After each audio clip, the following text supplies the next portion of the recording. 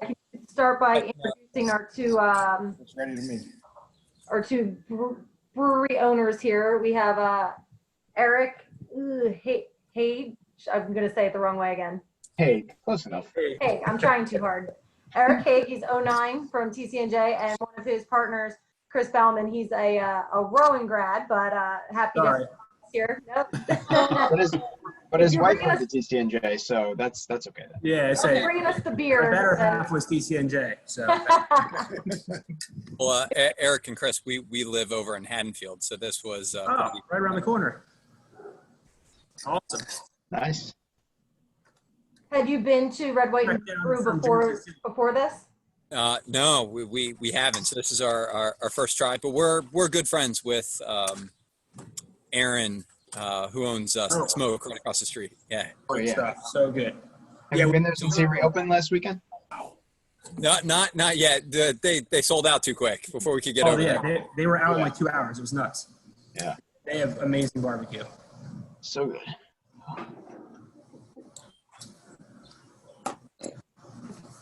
So yeah, Eric was partnering with us. He was going to do an event for us during Alumni Weekend, as we all know now that was canceled, unfortunately. So we went virtual with the beer tasting instead. So we were happy to be able to still partner with him and make this happen in some form or fashion. And I'm excited. I'm kind of along for the ride too with you guys. So I'll turn it over to the experts here at this point, Eric and Chris, and let them, I think they're going to tell us a little bit about the brewery itself and how they got into it, and then to the good stuff, and we'll get to some beer tasting. Thank you guys. For those of you that joined late, I'm Pam Persichetti. I'm the Alumni Engagement Officer at the college, and my director, Amy Walton, is down there. Right, she is listening. She's back and forth with her screen, so she's joining us as well. So we thank you for joining us, taking the time to stay connected to TCNJ. And and we also have Pete Simons, who's our president of the Alumni Association. So he is tuning in too, it looks like. So they'll be popping in and out. So yeah, so Eric, I'll turn it over to you. Thanks. All right. Yeah, where do I start? So where do we get the idea for a brewery? That's what most people ask us, I guess, right? When did you start thinking of this? Chris, what was it, like 6 years ago, 7 years ago, maybe? Yeah, something like that. Well, it started off as a joke, right? Like, every engineer is always like, if I can't get a real job, I'll just make beer, because that's inside for them. So, but I'd say the real start, if you want to get into it, Eric, was brewing beer in your dad's candy store. You know what I mean? Oh, yeah. So my dad used to own a candy store in Seaside Heights, Berkeley Sweet Shops. And, you know, I was starting to get into homebrewing right after college. And I was like, how do I cook this? I don't have a big stove at home. And, you know, cooking 5 gallons of water on, or even more actually, when you start, like a couple gallons of water on a stove at home takes hours just to heat it up. So my dad had this stove, which had like 4 rings of propane jets on there, heated up water real quick. So I ended up brewing at the candy store. And Chris worked there with us. We had met before because our brothers were really good friends. Yeah. But then Chris started working for us, and he would be there helping me out a little bit brewing.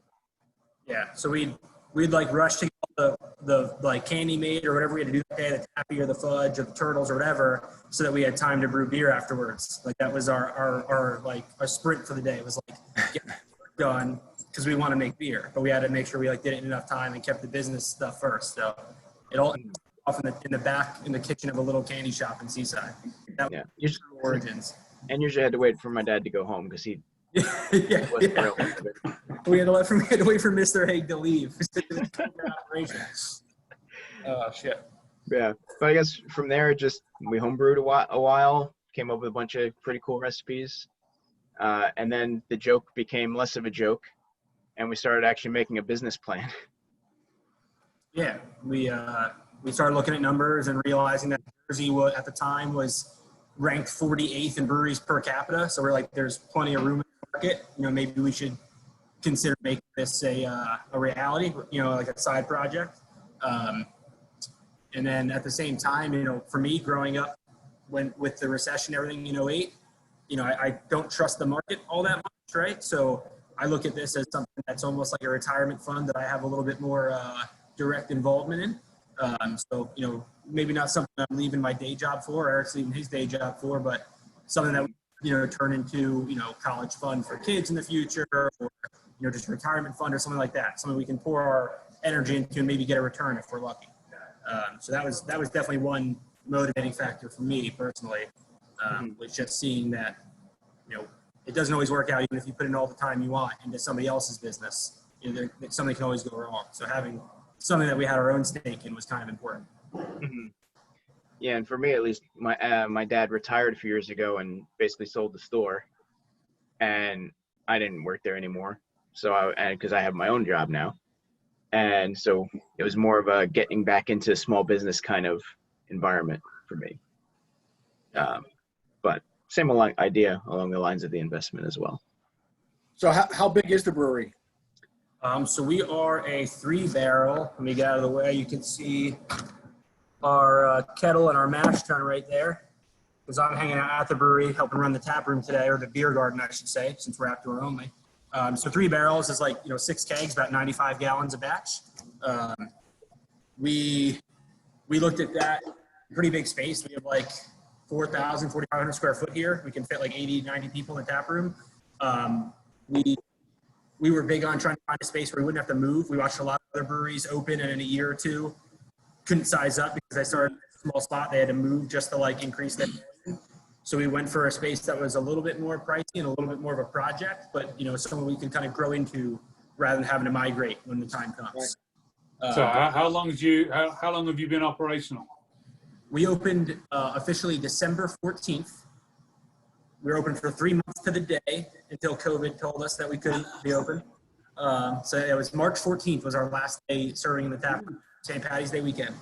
We had just released 2 really nice stouts, and then end of winter, and we lost our volume, and then we had to sit on some dark beer as it got warmer. So that was fun.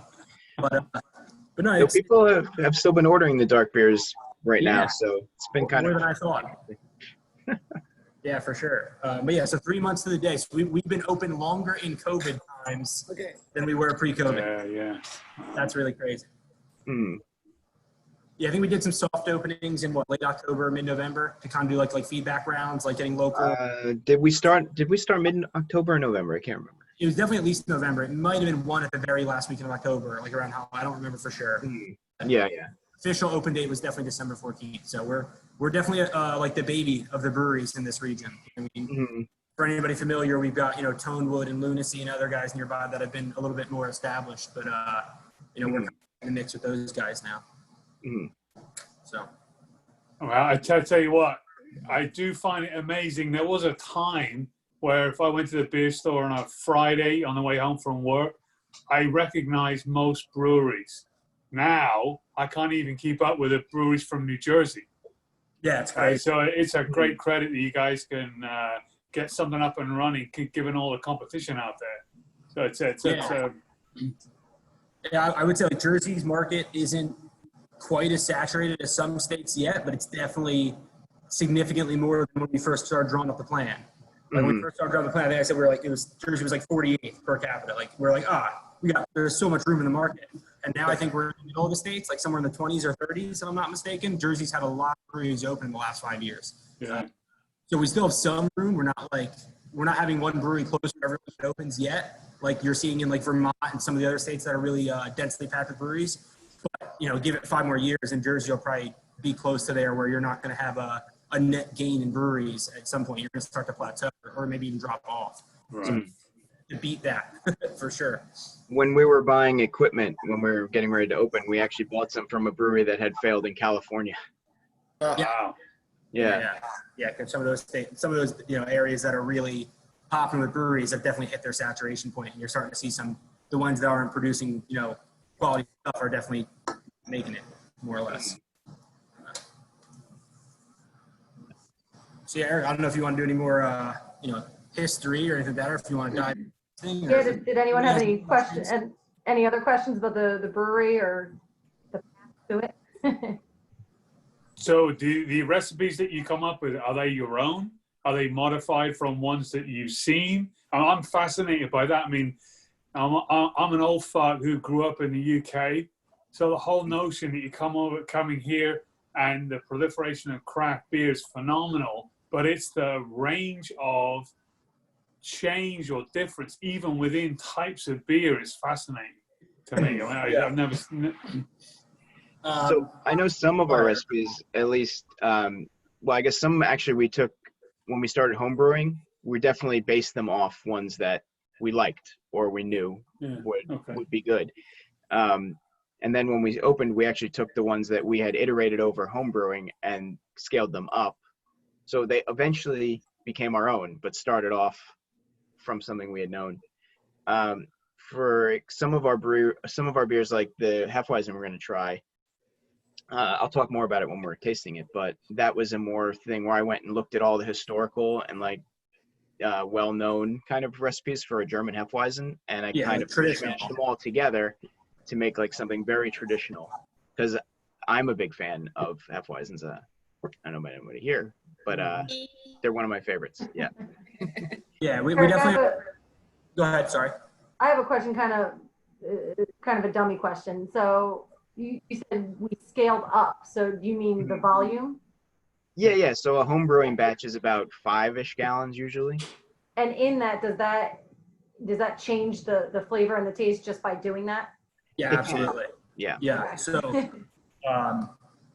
luckily, us all being a bunch of nerds with engineering backgrounds, it kind of helps with that. Like, there's a lot of, without getting into the nitty gritty, there's a lot of metrics at play that you readings you have to take throughout a brew day to make sure you're doing your beers coming out consistent. You're looking at, density and pH and all types of other stuff. And if you just took from 5 gallons to 100 gallons, if you just multiply everything by 20, you're not just going to get the same beer. So you do that first. So we opened in December, we got our license in August. In July, August, we brewed our homebrew old recipes at just a 20 multiplier, right? And we knew that they weren't going to turn out how we want, but it was we need to learn our equipment. Whenever you start brewing on new machine or new equipment, you have to learn it. It's not a perfect plug and play type scenario. So we would take our standard IPA and we'd say, okay, let's do a 20 scale of it. And then, all right, this is what tastes off. How do we adjust? And, it comes with experience from enough home brewing or enough. I went and volunteered with Pinelands Brewing in Egg Harbor for a year on and off. I would just go brew with them sometimes, as a volunteer. And that gives you enough to kind of see all right, this is how you tweak things to zone in on flavors that are, off from what you were shooting for. So we were going to brew a bunch of batches that were garbage. That was part of our operating was we're going to brew a bunch of bad batches to learn the new equipment, and then we could tweak our recipes in the new scale. And in, let's say, 2-3 years, if we size up to, the next size up equipment, like a 7 or a 10 barrel, the same thing will happen. Our first couple of batches on a new system will probably not be sellable. Or they'll be, a new beer so that we just kind of can experiment rather than having to zone in perfectly on an existing beer first shot and have to nail it. So definitely some science, some art, some trial and error, scale recipes. That's the long answer, I guess. Well, trial and error I could do. Science, I cannot. That is science, trial and error. Yeah, right. Yeah, you're probably right. 1,000 ways. That's what I like to say. Right? Yeah, well, I mean, if no one has any other questions, we can move on to tasting, I guess. Good. Yeah. Yeah, everybody wants to drink the beer, really, right? I mean. So the first one is the Hefeweizen, the Wittelsbach Loophole. Yeah, try to say that 5 times fast, everybody. You should have served that one last. You should hear the pronunciations we get when people come and try to order it. It's fantastic. It's one of the favorite beers that people try to order just for the pronunciation alone. Love it. But so I guess the history behind it, this is the one I was talking about a little bit earlier. Has anyone heard of the Reinheitsgebot or the German purity laws? Right. Yep. So those were in, I forget the year, the early 1500s, and there were many different kinds of beer brewed before that. Some of which have been lost, some of which were saved, mostly by small little people brewing them in secret or who took the recipes out of the country so they could brew them somewhere else. Hefeweizen was one of those that got saved, not because of some people fleeing with the recipe, but because of some very powerful people who were able to write a loophole into the purity law, right? So the Dukes of Wittelsbach, who were the rulers of the Bavarian region of Germany at the time, they were very powerful, obviously, and they were able to get that loophole in, which allowed them to have one brewery brew their favorite beer, which was Weiss beer or Hefeweizen, and they got away with it, I guess, and that's why we still have it today. Awesome. Yeah, so that's where I got the name from. So when you taste it, you get, it's a relatively lighter beer, but you should get some like clove and banana. Yeah. Not overpowering enough to be there, but that all comes from the yeast. So I don't know how well versed everybody is in like the ingredients of beer, right? You have your water, your grain, your hops, and your yeast. A lot of beers get a lot of their flavor from the grain or the hops, but Hefeweizens are pretty much a very plain brew recipe, and the yeast does almost all the work for giving you those flavors. None of that comes from hops or the grain. All those funky flavors of the hef are pretty much straight from the yeast. Yeah. So we don't have any, I don't have any to give you, but we did a test batch of just using a traditional American ale yeast with that same exact recipe. Yep. And it came out incredibly bland and just like, I didn't want to drink it. It wasn't very good. I'm glad you said that, because I was surprised at how much flavor there is in this. As a generalization, I don't care for Hefeweizens because of exactly what you said. It's just a bland type of. So there's a lot of flavor in this. This is really good. Yeah. Thanks. So, but I didn't realize that again. I'm glad I came on this and learned something, that it's the yeast that you manipulate to give it the flavor, not the type of hops or variation of hops or anything like that. So this is good. Yeah. There's a little bit from it's like pretty traditional German hops, but it's a very low hop load. And then what's cool, one of my favorite things about hefs in general, or when you have beers that are very yeast dependent, you can, if we ferment this at what, like 62, 63 degrees, Eric? 63, yeah. 63, yeah. So this same yeast, if we were to ferment it at like 70, you'd get significantly more banana and significantly less clove flavor. Like you can really manipulate this beer just with the temperature control of the fermentation. So if you ever get hefs that are like super banana-y, almost like fake banana circus peanuts flavor, typically they're probably fermenting at a higher temperature. Some people, that's what they're shooting for. They want that banana. We wanted a mix of the different flavors, so we kind of shot the middle in like the low 60s range. But you can, just through a few degrees difference on a temperature controller, get a completely different beer with the exact same recipe, which is, to me, and Eric, feel free to say otherwise, but like to me, that's one of my favorite about brewing, is how little changes can yield significantly different results. And It's delicious. Yeah, it is. Yeah. So this was all, you were able to determine this all through trial and error? Because the next question is then, how much freaking beer did you drink to get it to this? Actually, this one we got pretty lucky on, and we made a pretty good beer on the first try. Okay, that's good. Yeah, very tasty. Yeah, the first batch, this one came out pretty darn close to what we were shooting for. But we've definitely had other ones that we had quite a bit of beer to drink because of. So Greg down there, that whole clan did cheers without us. So should we? Oh yeah, sorry. Cheers and thank you. Cheers. Cheers. But another thing, building on what Chris was saying with the temperature, there's also different precursor kind of acids and stuff that you can generate in your wort before you're adding the yeast that they will use to generate other flavors. Yep. So I forget the name of the acid, but there's a very specific acid. You can do a special technique to add more of it in your wort. And that acid, Hefeweizen yeast, will convert to more clove flavor. So there's already some of it present, but you can basically rest your mash at a certain temperature for a little while to create more of it. Yeah. And we didn't think that was necessary because we had plenty of it already, so we didn't do that step. But it is an option. Yeah. Yeah. And then You wouldn't be following Reinheitsgebot. Yeah, exactly. There you go. Yeah. Rein's, would want you to do the acid rest. Yep. Yeah. And for those who don't know the term, mash is when you have all the grain, you basically have like what I would call our giant oatmeal, bunch of grain and hot water at a temperature. And depending on what temperature you do the mash at, you also will get different results. So temperature is a big player in beer at the grain mashing and at the fermenting. It's like super critical to what your outcome will be. We should be Mhm. people on this. It's great. Any questions specific to the hef or the style in general? It's a great style for a warm day. I love the Hefeweizen on a hot summer's day. It's Mhm. right beer for me. What do you guys think about using an orange? In a halfway? Oh, Yeah. Yeah, right. blue moon style? Blue Moon. Right. Yeah. It's not a Blue Moon's not a Hefeweizen. No, it's a wit. It's close enough. But yeah.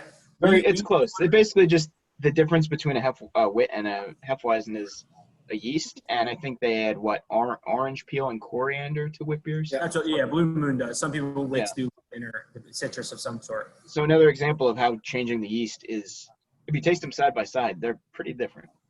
Yeah, yep. Yeah, similar recipes like for grain and stuff.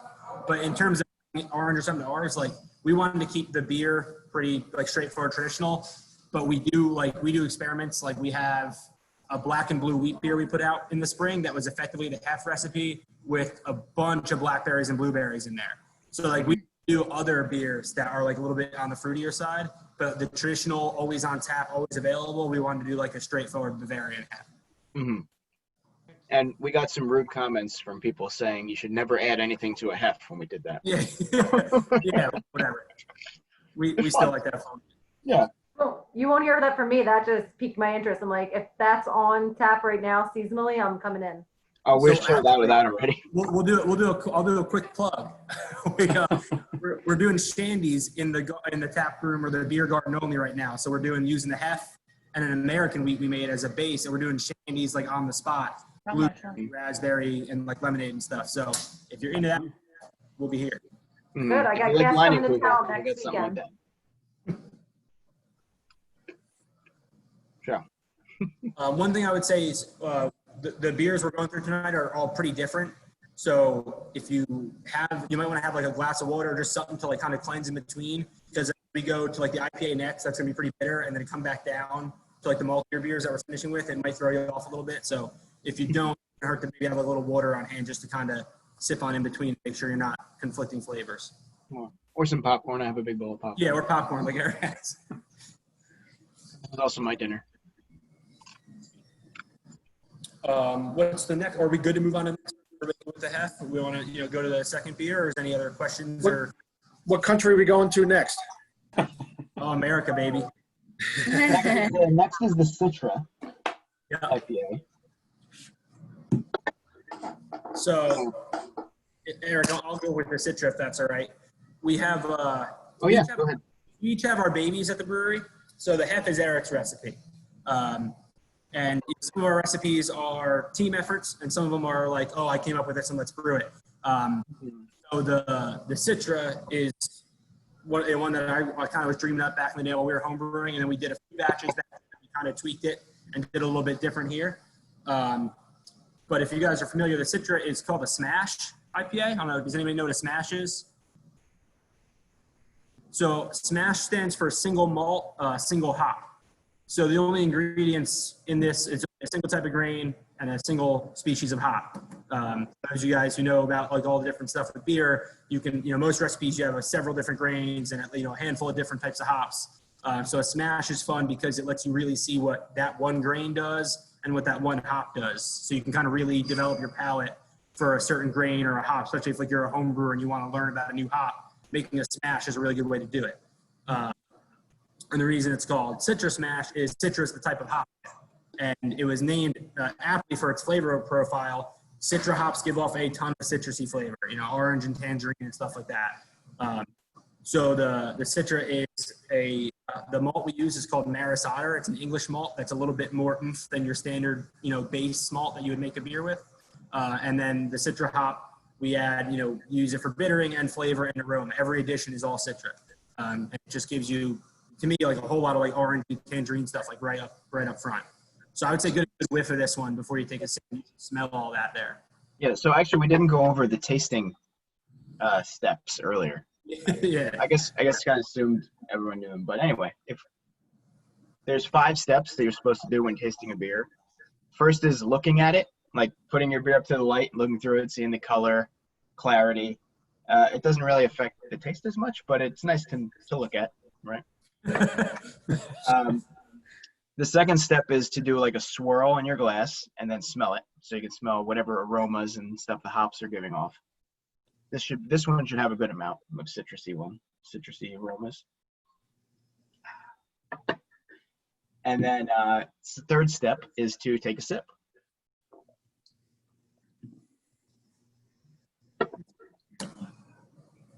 Wait, what?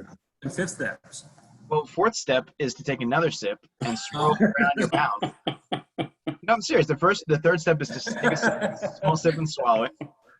And the fourth step is to, swish it around. Almost like chew on it a little, try to get some flavor out of it. And then I guess the last step is to swallow that. So are we kind of at a point now where most of the hops you get are all U.S. grown? Like I think Citra's a U.S. hop, right? But we've kind of got to a point where most of the breweries can get their hops from the U.S. Yeah, so we have a mix. The hop that we use in the Hef, for instance, are German Hallertauer, from Mittelfeld. So those won't be U.S. grown; those are imported in. But the Citra is definitely U.S. grown. So a lot of what we're going to be using is U.S. grown. But there's definitely like our malt. We use mostly German malts, and those are not German style, but like coming in from avant-garde, maltsters. So it's a mix, but most hops, there's a lot of places growing, especially out in like the Northwest where the climate's good. You got a few farms popping up in Jersey, but it's just the climate's not quite. Yeah. There's some farms going for it. We'll see. You haven't started teaming up with any yet. I've heard mixed reviews, to be honest. But the Northwest is where a lot of the hop growing is happening. And the porter we're going to try, the fourth beer is English hops. Yeah, you can. Yep. So we like to have a variety, right? Yeah. So what do you guys think of the Citra? Is there any like flavor notes or anything that pops out at you other than some of the stuff I touched on? You definitely get the citrus, and I love that when you smell the beer, you get the taste of what you smell. There's a lot of beers where it has a really good nose, but it tastes really bland. This is very balanced, has a really good nose and a really good taste, and they kind of match, and that's nice. I appreciate that. Yeah, we definitely, like even just back home brewing, like I remember having some beers where you have a nice heavy late hop addition, you get a lot of aroma, but the flavor doesn't really hold. Yeah. And when you talk about it's like a tease. Like you get all that nose, and you're like, I don't taste it enough. Like you're like, where is it? Where'd it go? So I definitely appreciate that feedback. Yeah, well said. This is also delicious. What I do like though is I'm not a huge fan of the extremely bitter IPAs. I drink them, but I'm not a huge fan. But this is delicious. I love how smooth it is on the finish. It's nice. Thank you. Yeah, we are also not huge fans of very bitter IPAs. Yeah, we have an unofficial slogan. We're not an IPA brewery. That's what we tell. We're dark beer guys and Belgians and sours, and we would drink IPAs and we'll make them. But we definitely, pretty much all, myself, Eric, and Steve, the other owner and brewer, we almost all gravitate towards other stuff. No double lactose milkshake beer? Yeah, no milkshake IPAs. We haven't. It's not off the table. It's not our focus. Yeah, no, my favorites are all what you mentioned too. I just like the flavor better because I feel like sometimes the hops take over the beer and you don't really get to appreciate the whole flavor profile. Yeah, and a lot of people love like the West Coast super hoppy IPAs. It's just, personally for me, the first, not to sound like super pretentious, but the first like good beer I was drinking was darker beers, like just Guinness and even just Boston Lager, like getting away from light in college to other beer, started off with dark. It was, getting there, then triples and, heavy Belgians and stuff. So the IPAs were just never something that, we acquired a huge taste for, but they're still fun to make. Go ahead, Eric. Sorry. Oh, so like for me, I went to grad school in Boston. So literally every weekend we would go to the Sam Adams Brewery for a free tour, and then they would give you three free sample. Yeah. Oh, I have a bunch of those in my kitchen too. The Sam Adams tasting glasses. Yeah, It's I on the tour. debated using them for this, but then I thought Chris would get mad at me, so I. Let's get red, white, and brew ones. Yeah, there you go. Let's get those. We should get some, Chris. Well, Chris is using ours right now. They're just not labeled. No labels, yeah. Yeah, we have pints that are labeled, but we didn't get any tasters yet. No samples yet. We're getting Yeah. there. But what was this thing?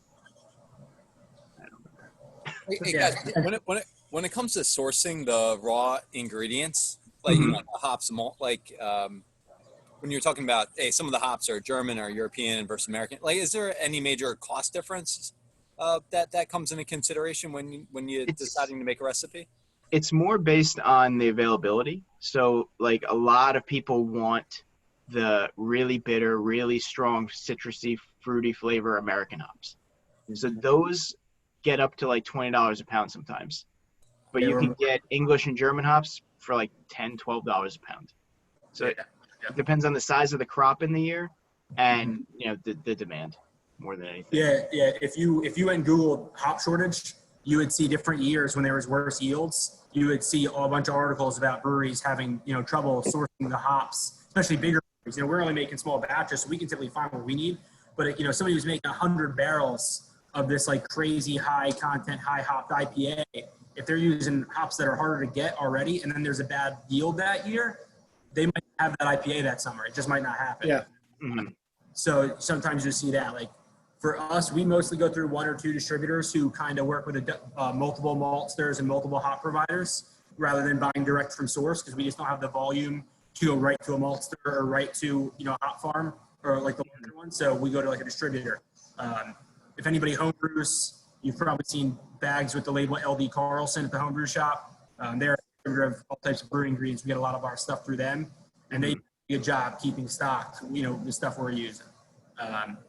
But there are cost considerations that go into stuff. But like for us, the cost of a pint to make with all the other overhead, it's not a huge swing for us to go with some of the more expensive hops, because we're making pretty small batches anyway. So our economies of scale aren't great as it is. So, a $24 versus $20 a pound for our dry hop, it's not a huge swing, in our cost of production, because we're only making, 6 kegs at a time. We're not making 100 barrels. But See why people are hop farming at $10 and $20 a pound. Yeah. sorry. No, I was just saying I can see why people are farming Right. hops at $10 and $20 a pound. It does Yeah, and take when a you- lot of hops, a lot of flours to make a pound, though. If you compare Yes. whole leaf hops to the pellets that they It's weigh, a lot. per pound, Yeah. it's a big difference. Like Yeah. a 1 ounce bag of the pellet hops is like the size of a Post-it note, but a 1 ounce bag of whole leaf hops is like the size of a bag of potato chips.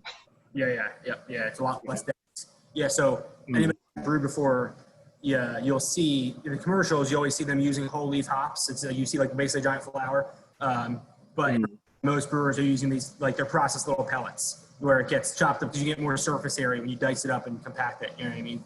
So it's the beer and loosens up in there. You get a lot of surface area. You get a lot better yield to do it that way. And a lot less storage area. So let me ask you this: prior to the whole pandemic, were you guys planning on doing a lot of canning, or were you going to just tap room and distribution? Because I know that's what everyone's going to is a canning, but was that always in your plan? Eventually, but we kind of moved it up a bit. Yeah. Yeah. Right we now, were- our canner isn't a canning machine. It's a single canner that we do by hand. Oh, okay. Wow. Yeah, it's a brand called October out of Michigan. They make really nice like single canner seamers. So you're filling it with almost homebrew equipment basically, and then putting it on a 1 can at a time seamer that seals at the top.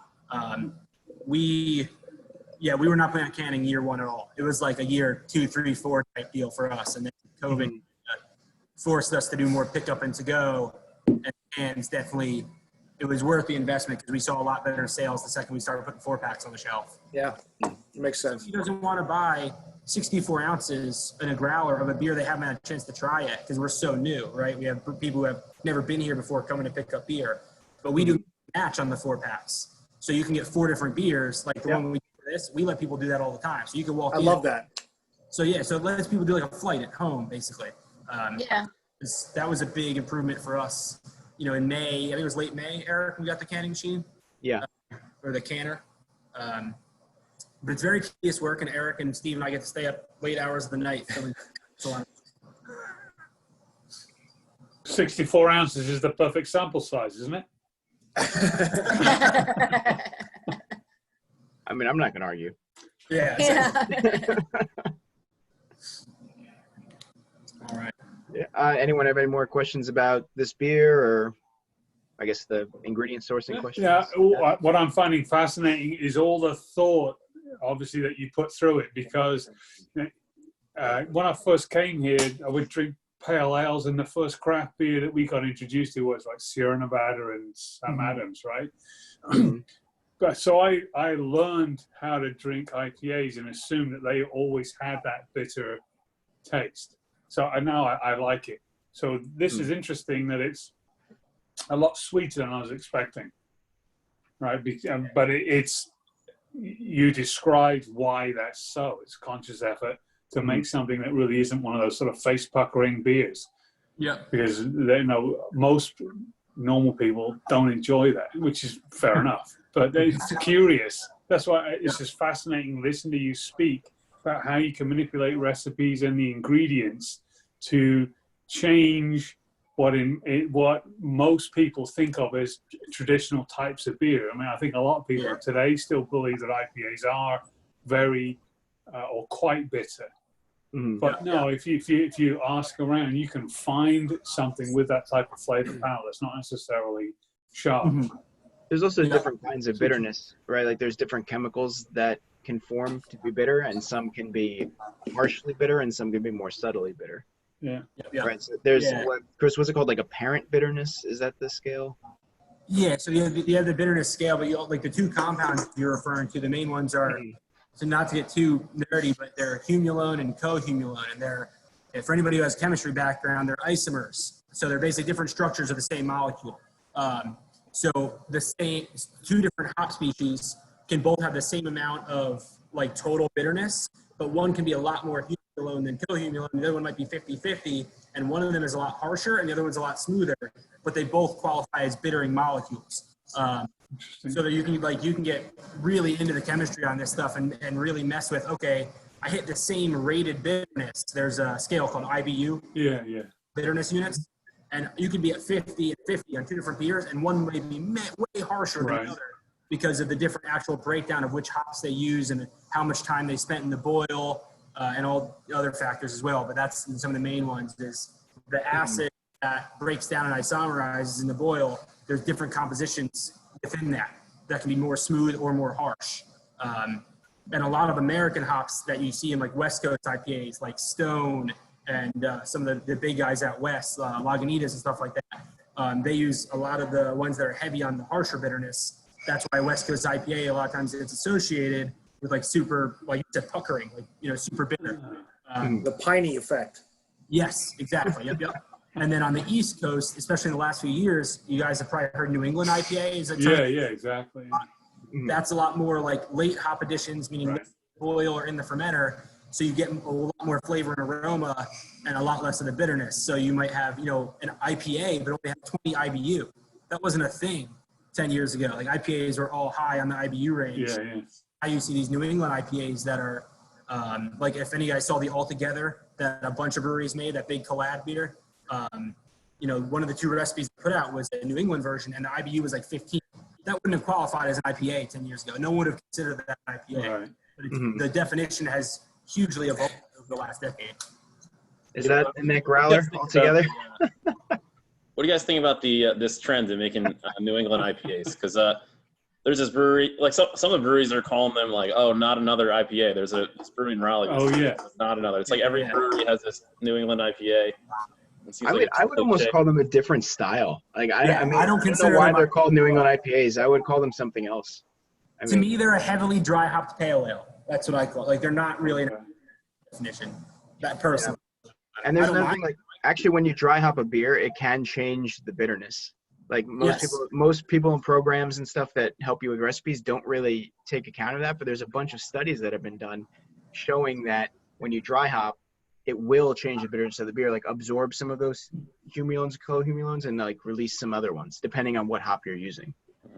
So it's really hard to tell the exact numbers in that case because we don't know the math yet. Yeah, it's very new. That like everybody, the dry hopping's been around for a while, but that heavily, a lot of times people talk about hopping in pounds per barrel.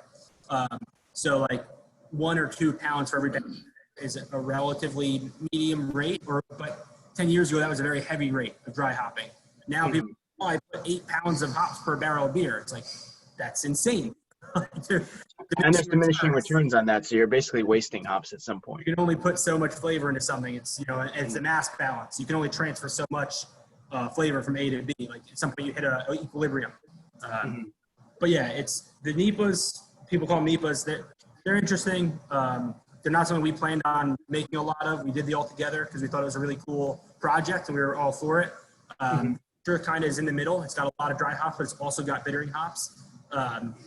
But yeah, they're interesting. I still don't know if they're IPAs. It's up for debate. What do you think, John? Since you asked the question, are you a fan of the Nipas? Yeah, it's pretty much. I drink those almost exclusively.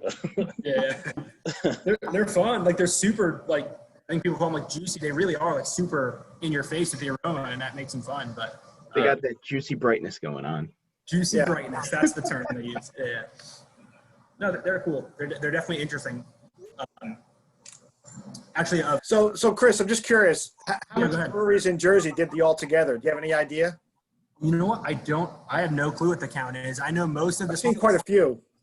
I know most of the small breweries near us did it. Like we're pretty close to the guys at Westville. They're not far from us. I know Mike and Pam at Westville did it. I didn't notice if Lunacy nearby did it, but I think most of the guys down here did it. I just don't count all of it. Yeah. I thought it was a super cool project. We were really Yeah. excited. Yeah, it was cool. And we're going to be doing another collaboration soon. When are we doing? We're doing that The one soon, Black is right? Beautiful. Yeah. Yeah, Oh, we're doing yeah. What is it? we're doing that in a week or two. Yeah, I've had the Icarus Black is beautiful.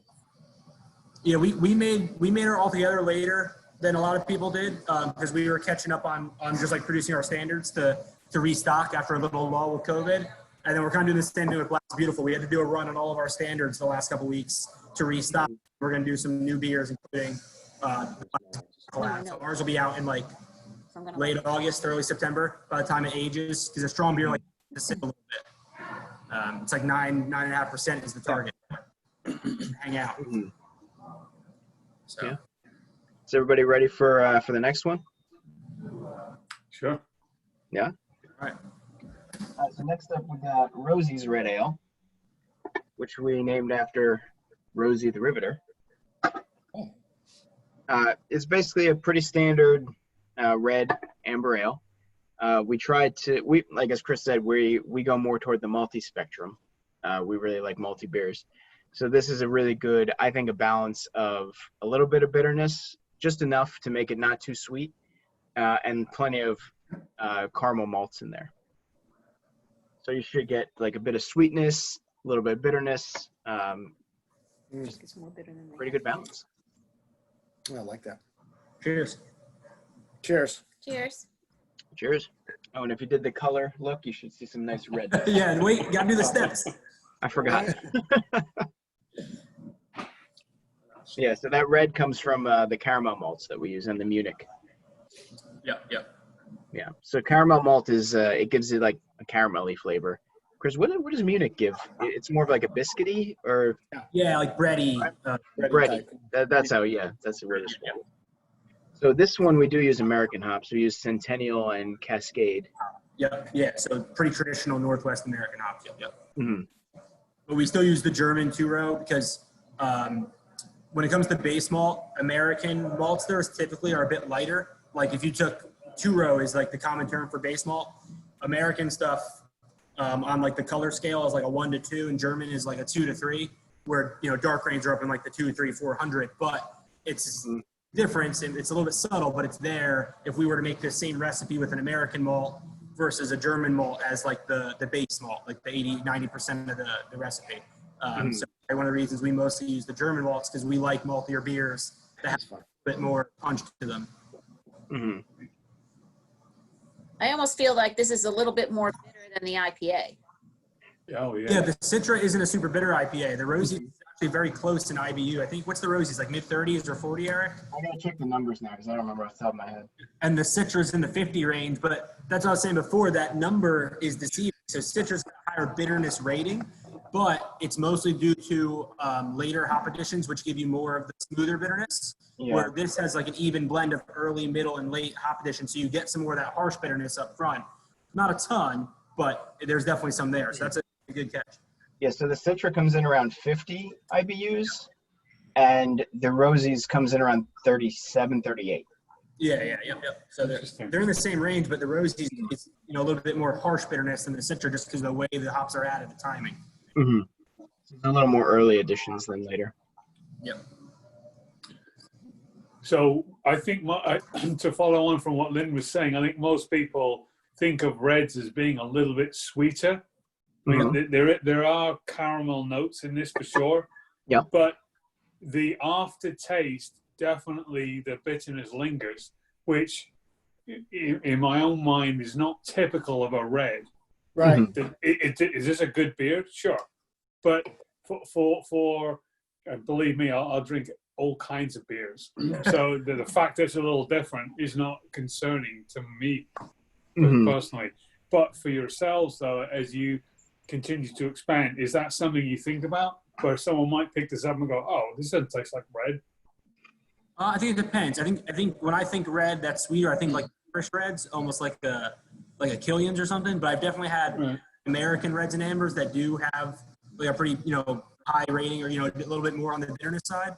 So like one of the great things about brewing beer in America is how much range there is within a style. Oh, sure. There's so much range nowadays. Like 10, 15 years ago, I think you'd see definitely more higher percentage that are more traditional red that you're thinking of. I think now there's a lot more reds that that are in this range too. I think you have a little bit more. But I don't know about Eric, your opinion on this, but I personally think Rosie's is one of our flagship beers. Like, it's one of our standards, but I consider it our flagship because to me it's a super solid beer that does the job of a red ale, but also stands out a little bit compared to your average red. Oh, for sure. Yeah. I think some people enjoy that. Some people might, like you said, be like, ooh, that's a little more bitter than I was expecting. But that's one of the reasons I like our red. It has, our tweak on it, so to speak. No, that's good. Yeah, I'm enjoying it too. So just to be clear. No, I understand. No, yeah. Yeah, it's a very valid point. The thing though, with the people who drink Rosies, our regulars who buy Rosies, pretty much buy only Rosies. Yeah, it's That's weird. Interesting. Yeah. Okay. Yep. Yeah, So my dad actually loves it, and every time I try to offer him one of our new beers, he's like, "No, just bring me Rosies." So I usually bring him two, just so he can try something else. Well, Eric, I don't know if you heard us joking about around Father's Day. We said we need to have plenty of Rosies on tap for our Father's Day bundle because that's our dad beer. Because my dad actually like, just bring me a bunch of 4-packs of Rosies. I don't care about your new beer. Just it seems to be like that's our base. It's just a bunch of all the dads in the area are all about Rosies. I don't know why. That's go-to. So that's interesting. That said, since you've been in operation, how many different types of beers have you made? I can count. I have them all on the website. I say you have the website, Eric. You're the website master. 7, 8, 9, 10, 11. Wait, 12, 13, 14, 15, 16. Yeah. And do you rotate them? Do you rotate them the same? So we have 8 taps. We have 4 or 5, depending on if we count Wittelsbach. Wittelsbach originally was supposed to be a seasonal. It was way too popular to be a seasonal, so now it's on tap all the time. So we kind of have 5 standards. We have Checks and Balances IPA that wasn't in this mix. That's more of like a traditional English IPA. It's a lot maltier and not as bitter as a lot of the American West Coast or super floral or juicy like the Nipas. And then we've got Rosie's, Wittelsbach. We have a Kolsch style, like German ale. And then Paul's Been That Ride, the porter that we're going to do next. So those 5 taps are relatively constant. And then we have 3 other taps in our cold room that rotate, and we have a kegerator that we roll out when we have a 9th beer. So we basically have 3 or 4 rotating taps and like 5 that stay pretty steady. Okay, nice. We do want to add some more taps soon when we get a little more money. I need to break in here. Greg, on your screen, who's the guy with that shirt, De Beers? That's a great shirt. The beers. Oh, beers. Love it. I love that, especially being a sad Bears fan. So He wins. You, sir. Did you guys ever see the movie Basketball? Their team name was the Beers. The Bears. No. Love that movie. But yeah, so we want to expand our taps. Honestly, we had a lot of plans before 14th. I'll put it that way. There was some cold room and addition of taps in the pipeline before the current situation really took over. But it's still hopefully soon we'd like to get to 12 taps so that we have 4 and do more small batch experiment beers. So we're trying to figure out that in the budget to see like can we or when can we afford start doing stuff like that. So yeah, we have a few more beers in the pipeline, which we'll tell you about after at the lab. Right. And then when you do that, after we try the next one, is you need to tell us then which is your favorite. absolutely. Yeah. Okay. Yeah. Sure. Kind of gave away my favorite earlier, but actually, my favorite's one that we haven't released really to the public yet. Oh, the one we're brewing this Sunday? Ooh, Yeah. a secret I'm so beer. excited. There you I'm go. so excited to brew this Sunday. It's gonna be so much fun. Yeah. All right. So no more. We'll tell it at the end. Yeah, We have upcoming brews at the end. We should Yeah, just be real vague about it, but give them no details. Just be like super hyped up, but super vague at the same time. Yeah. Oh man. All right. All right. Is everyone ready for the last one? Yeah, so do you guys go through a progression in your own beer drinking? Like in the summertime, you pick with Absolutely. the IPAs and the Hefeweizens, and you move to the reds and the porters, and then you get to the barrel-aged stuff in the winter. I mean, that's kind of how I go. Mm-hmm. Yeah, we do. Eric, so Eric sent me or sent our whole team a meme the other day. You send that? It was like someone's like drinking a stout in the summer. You monster! But like, I drink dark beer all year round. But I personally do definitely. I'll drink a stout sometimes, but I will tend towards whiter, like pale ales and shandies and stuff like that. For sure. Yeah. The meme he's talking about is the one where there's some really big muscular guy sitting next to some really little tiny guy in a jail cell. And he's like, "What are you in for?" And the little guy says, "I drink dark beers in the summer." And the guy's like, "Get away from me." We were actually pleasantly surprised last weekend in the beer garden. We had, I think we sold, I don't know, like maybe 10% of our sales, which is a lot for a dark beer, was like our Nilla sweet milk stout. And I just thought that was crazy that people were drinking like heavy sweet milk stout in 90-degree weather in an outdoor beer garden. I was like, that's super ballsy, but people were drinking it. I was pleasantly surprised that it was moving. I'd do it. There you go. All right. So last beer then. This is Paul's Midnight Ride, which was oh hey, a dog. Wait, where's Oh, our my dog? I know, Pam. So He cute. is literally a booze hound. Come here. Turn back up here? So there's a new rule on the call. Although you have a dog, it has to be on. Okay. That's awesome. I wish I had my Well, dog. beagles will eat anything, so. Exactly.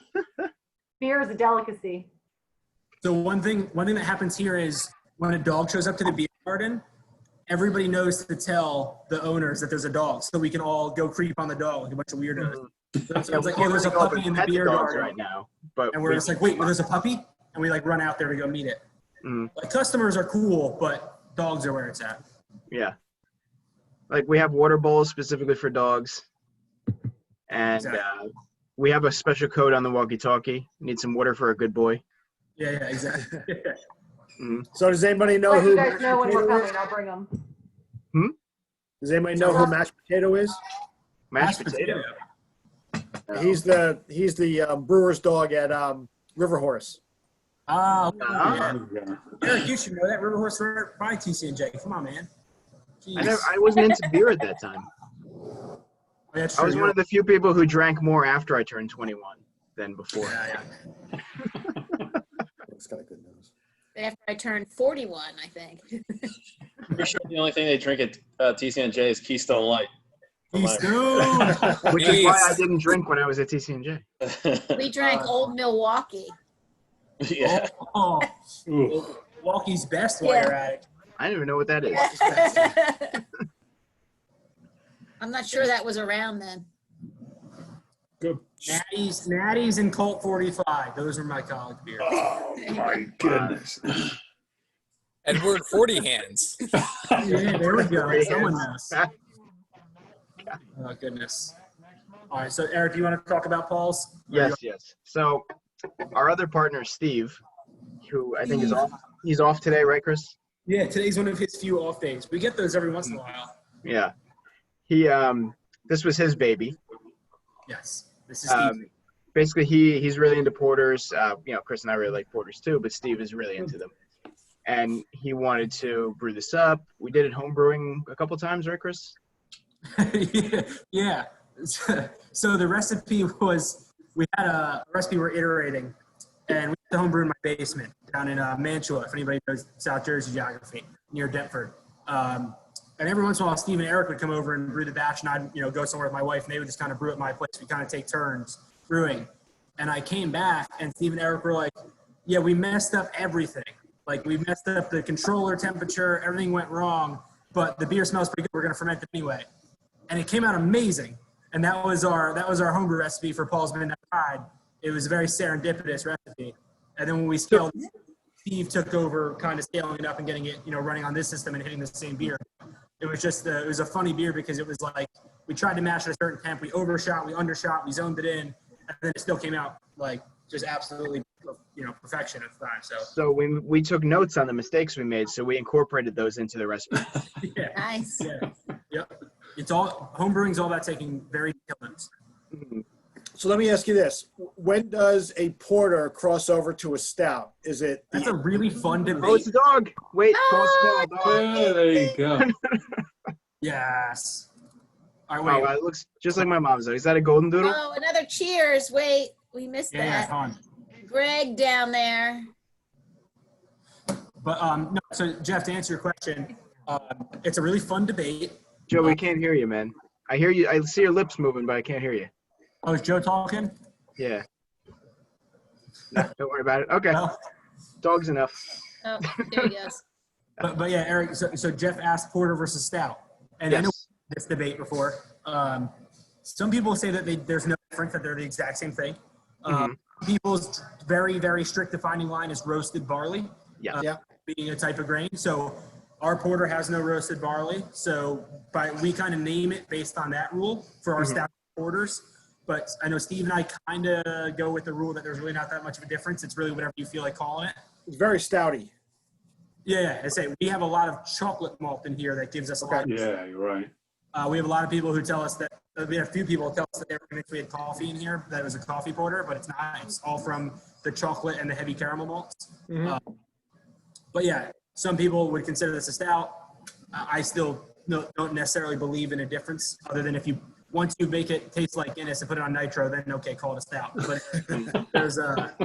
they're very interchangeable terms. If you guys have heard of shandies and radlers, they're the exact same thing. It's whatever you feel like calling it. So there's some fun debates that can happen on porter versus stout. Feel very strongly about the definitions. So there's no one answer. Okay. So, fun fact about the name of this beer. So everyone knows who Paul Revere is, right, and what he did during the Revolutionary War.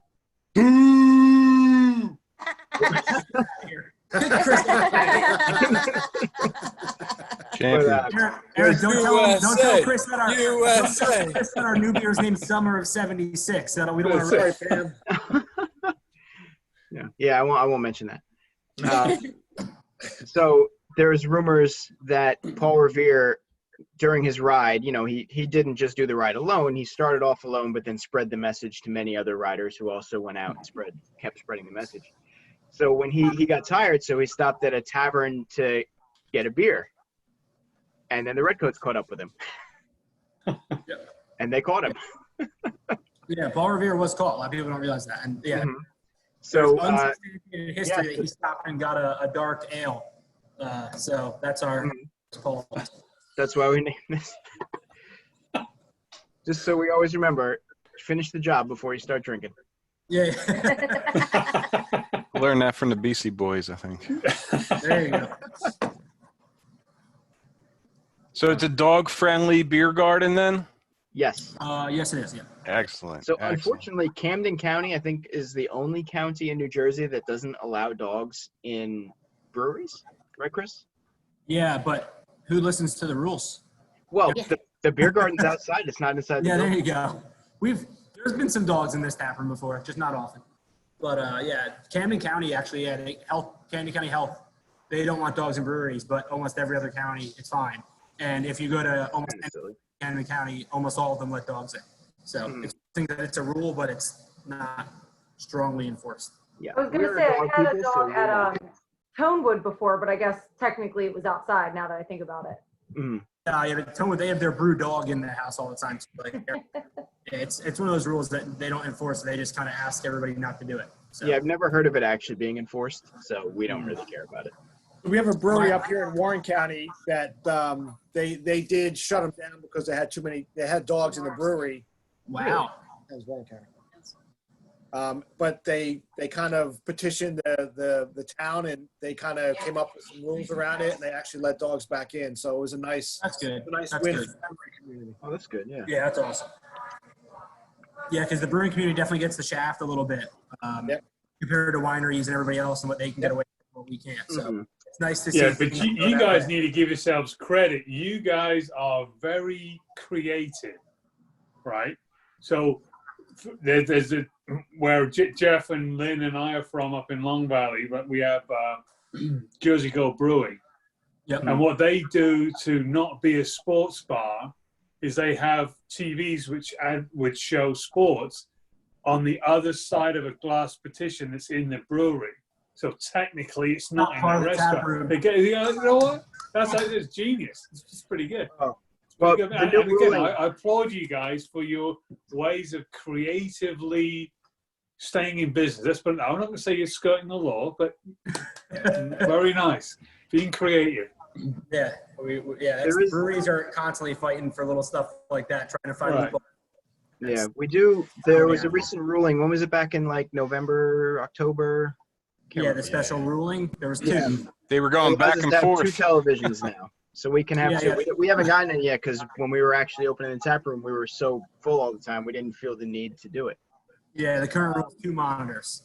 Yeah. But that's I hadn't thought about that. If they're in the brewery, they're not necessarily in the tap room. There you go. It's very smart. I like it.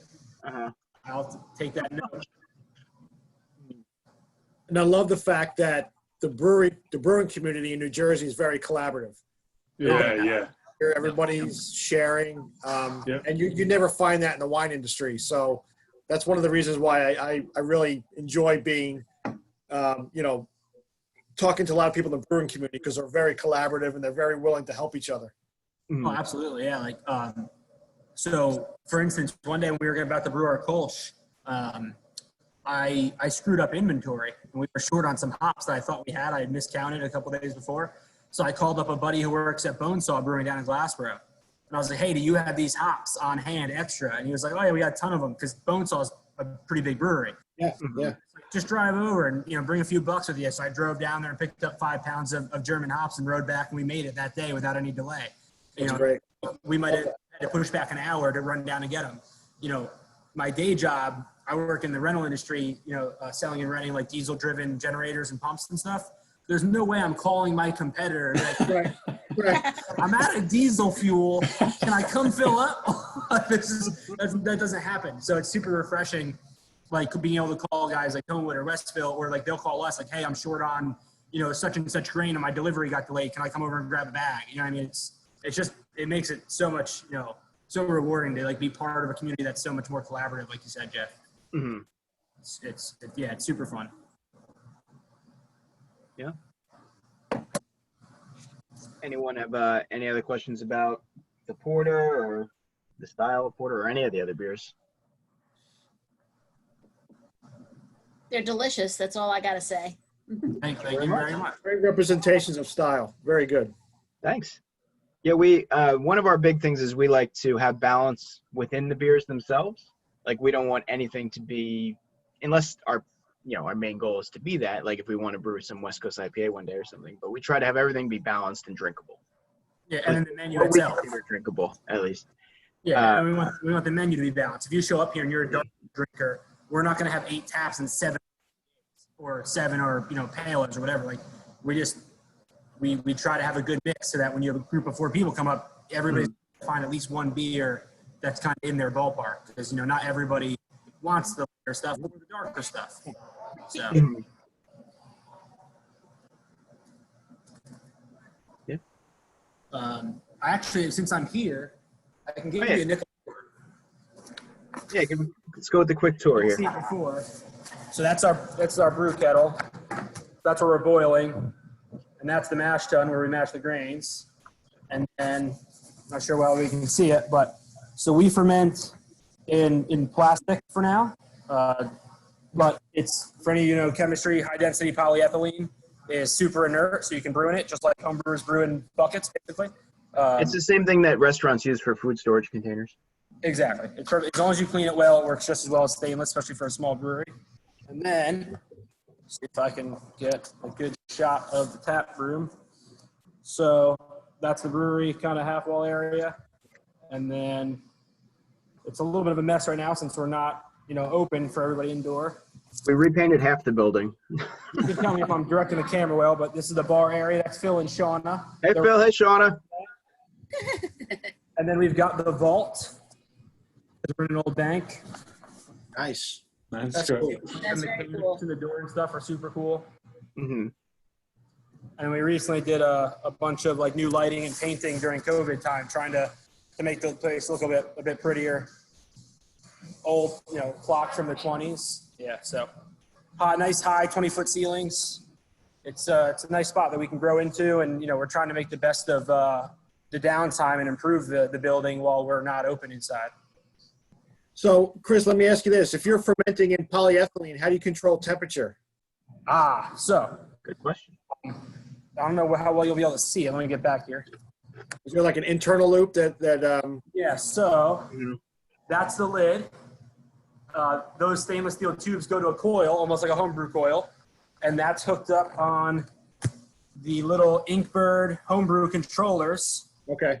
It controls a solenoid valve, and we have a glycol chiller sitting over here that just pumps through that loop, and we basically have each fermenter lid that you take in and out has the coil built into it, and we have quick connect fittings on them so we can take them out to clean them and disconnect.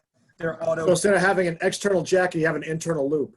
Exactly. So we didn't on the fermenter, but we can take them out because they're on the lid and clean them well and get all the crevices, and then they're on quick connect auto closing plastic fittings. So it's really easy to break the loop and just take the 2 ends and stick them together and then pull the oil out. And then the fermenter has its own temp sensor, like a stainless dip tube that goes into the beer, and then there's the solenoid valve I showed you, and the show just runs 24/7. So we have a pressure relief valve so that if none of the coils are calling for glycol, the pressure builds up and that pressure valve dumps so that it's constantly circulating. You don't destroy the pump. My day job being pumping in hydraulics and electronic controls. I do all automation in my day job. Helped in getting this place going because a lot of the stuff I learned at my day job was very applicable here. Cool. Yeah, and Eric and Steve both have engineering and code backgrounds as well, so we all were able to kind of, to DIY the crap out of this place. Almost all of our stuff was done. Like we built the bar, we laid the floor. We're very DIY as much as possible, like a lot of breweries. Yeah. Like you said, our backgrounds are more engineering. Like Chris was chemical, I did biomedical, and Steve did computers. So we have a wide range of experiences. Yeah. So I was chemistry, so I'm kind of interested in the chemical side of it, the chemistry, not necessarily engineering. Yeah. You got another chemist here, or former chemist major. Yeah, me as well. Yeah, well, like chemical engineering, I didn't know until I got to Rowan, but I was told you're good at math, you're good at science, go for chemical engineering. All right, sounds good. So I went there, and it turns out chemical engineering is mostly physics, not chemistry. Right. I found out junior year. So I said, I might as well finish. But it's mostly scaling up. So luckily for us, going from homebrew to here, it was a lot of the same stuff I learned at school, is taking, lab chemistry.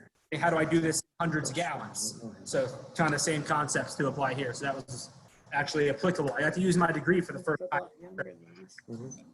Because I went to school for chemical, I do automation, so I don't use my degree at my day job. Right. But yeah, it's a lot of fun. What is it? The number, like only like 50% of people use their degree in their day job? I don't even know how you measure that, but Excuse me. I'm 100% use mine. Not me. I meant in general, all people. yeah, Not like just 50% of people, not 50% of your I use mine a little bit, I guess. a little. You're saying you went to school for biomedical, but you write code now. So Yeah, I learned a lot of coding in college, so it helped. fair. Well, I do have to say, you do not need organic chemistry for nursing, just saying. No. You don't need it for what I do either. Yeah, so. Yeah, Orgo was fun. That was my worst grade I ever got in a class, actually. Ugh. Don't worry, Joe. They took the 4 credit organic, not the 5 credit. There was a 5 credit? Yeah. Oh, man. 1 and 2. Right, Joe? I only had Yeah, to do with one. the lab. They did the lab Wednesday morning. If you know what a Tuesday night looked like on campus, that was torture. Yeah. Make all sorts of smelly chemicals in the morning on Wednesday morning. Well, technically, Jeff and I met in freshman chemistry. Because There you go. nursing students would take the full-on chemistry. They didn't have nursing chemistry. It was actually like for chemistry. So That's super cool. we're in with the chemistry majors. Well, that counts as using your degree. You met your husband and wife. There you There go. was chemistry We and met in chemistry. freshman chemistry, but we didn't start dating until like senior year, which was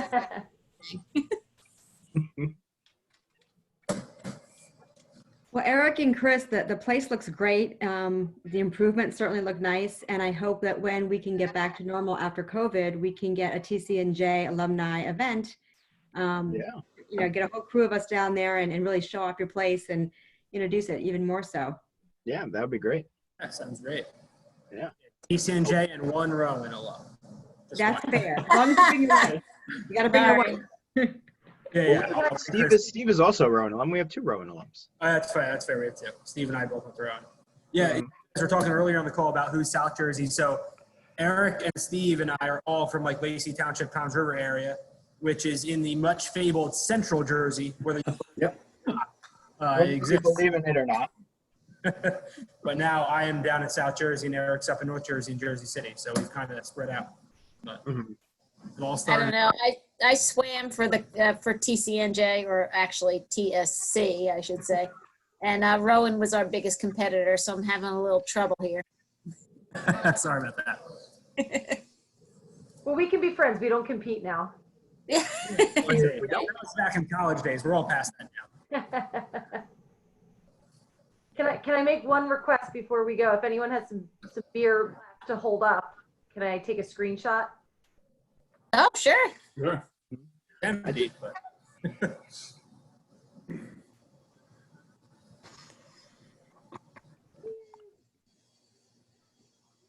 All right.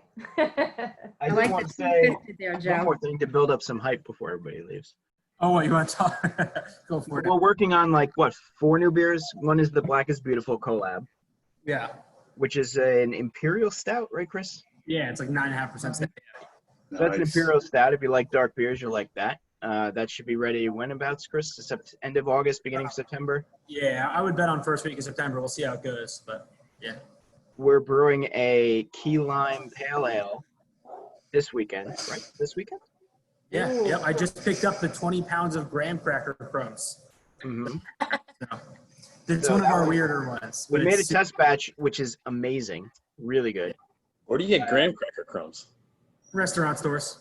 20 pounds of it? Yeah. We make sure that we're buddies with all like the local restaurants so that when we need weird shit, they can just go to like the restaurant depots and pick it up. Mhm. Nice. Yeah. So we're just going to throw those drop grams. off a 4-pack and like, yo, grab me some graham cracker crumbs while you're there. We throw those grams in the mash to try to give it that flavor. Yeah, and it gives Nice. some fun mouthfeel too, yeah. Mm-hmm. And then I think it's gonna be 40 pounds of key lime into the fermenter with the beer, so that'll be fun. Mm-hmm. So the You're third working on one, it. the third one is going to be a pale ale with these hops called El Dorado, which I've been interested to try for a long time. Oh yeah, we're doing another smash. So like the Citra, but a little bit lower content. with these hops. Yeah, these Eldorado hops that Eric's been talking about. So that'll be fun. That'll be Yeah, different. they're supposed to not so much citrus fruity like Citra, but more of like your other kind of stone fruits like cherries. There's some peach in there. Yeah, grapefruit. Stuff, berries, that kind of flavors. Yeah. So that should be good. And the last one, I'm working on a saison.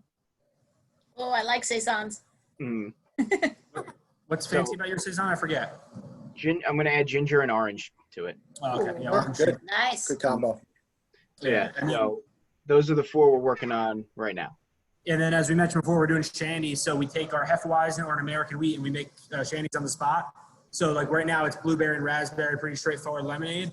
But next weekend we're dropping a spicy pepper ginger shandy. So it's a little bit more like imagine like a Bloody Mary shandy.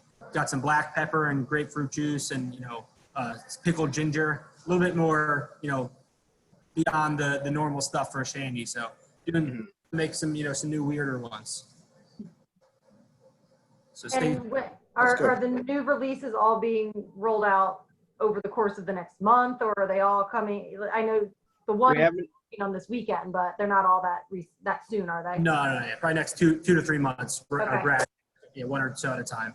I'll have to Yeah. stay tuned. So if you guys follow us on Instagram or Facebook, we always announce new releases. A few days before, yeah. Nice. Yeah. Typically, if we release on a Saturday, we'll talk about it like on a Thursday or Friday to let people know it's coming. Mm-hmm.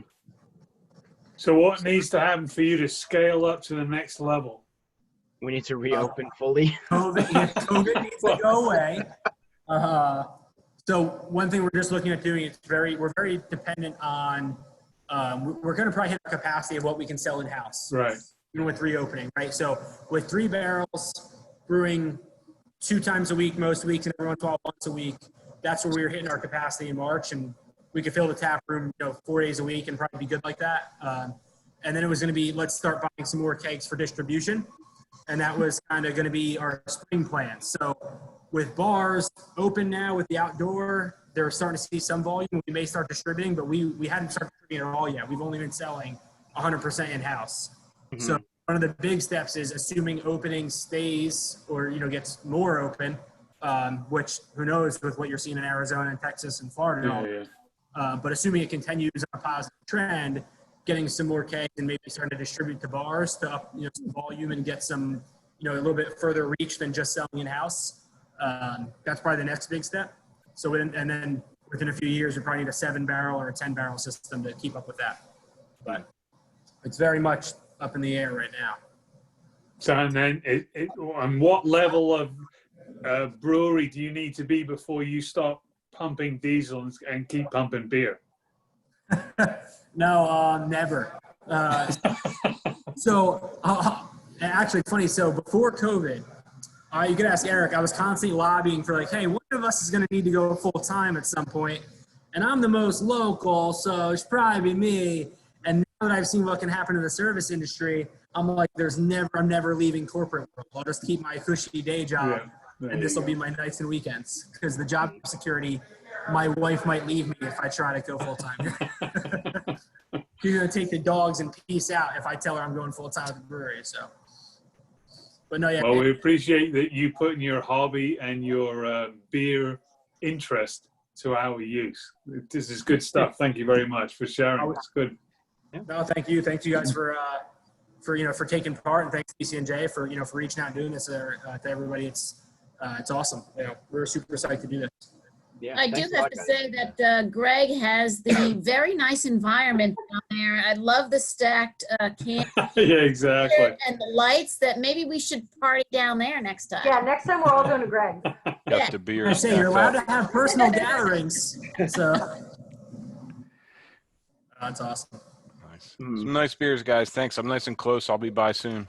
Yeah. There you So go. Nice. right now the beer garden's open Thursday 5 to 9, Friday 5 to 9, Saturday 12 to 9, and Sunday 12 to 7. It was delicious. Thank you so much. Yeah, the beers were excellent. Great Glad style. Appreciate the commentary. It was all good. Yeah, it's excellent. You just Yeah, we made it appreciate you so guys, on and Instagram. we are super open to straight up feedback too. Like if there's anything, if you ever come here and you have anything that tastes off or you have a bad experience, like we're all about self-improvement. So like I will not be offended if you ever say, hey, like had the Rosies on the call, it was good, but when I had it in person, something was off. Like, you know, grab me or Eric if you're ever here and tell us straight up what you think. We're open to it. So we appreciate it. Yeah, and like Chris, the comments you made about the red earlier, those kind of comments we want to hear. Yeah, that's super valuable. Mhm. I'll say one thing. Can I say one thing? Go Don't for it. be afraid of IPAs. What? Do not be afraid of IPAs. That's great. Thank you. I'm not afraid of them. I just, Both of your IPAs were very good. Citrus was better, but both that all together and that citrus, Mhm. both very good. So don't like be negative about it. Keep going on the IPAs. Oh, don't mistake us. We're not negative. We just don't want our AIPs to take over our menu. Oh, okay. We No, do we like appreciate the feedback. Thank you. Yeah, thank you. You guys, do you guys can beers yet? Obviously you do. Duh. Yeah, we do. Do you guys do you guys sell sixels? Not yet.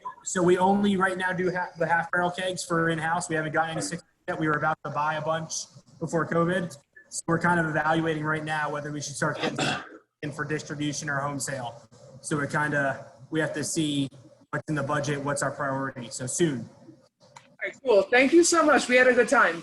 No, thank you guys. We really appreciate Thanks for it. attending.